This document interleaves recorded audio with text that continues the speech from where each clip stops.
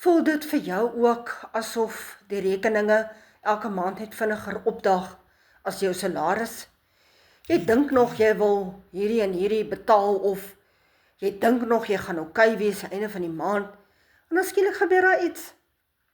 So skielik, soos wat ek hier by my woonstelblok van die trappe afgeval het en my rugwervel beseer het, laat ek nou nog sukkel om te loop. En ja, daar's kort doktersrekeninge en weergaan vir nuwe scans. So ek ken daardie gevoel maar aan te voet. Ek ken van daai finansiële druk. Maar ek het besluit om 'n nuwe plan B te ontdek. Ek het 'n vaardigheidsstelsel afgekom wat my vriend my van vertel het. En ek is nie spyt ek raai aangesluit nie.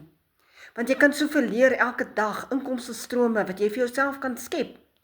En die bonus is, jy help ander mense ook. Jy is 'n hope dealer.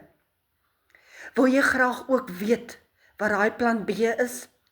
Skryf vir my in die comments plan B en ek stuur vir jou 'n gratis video. Jy kan op jou eie tyd kyk. Geen druk nie. Dit is regtig lekker om deel te wees van hierdie lewenslange ondersteuning waar ons almal mekaar help. Kom loer gerus. Tot later.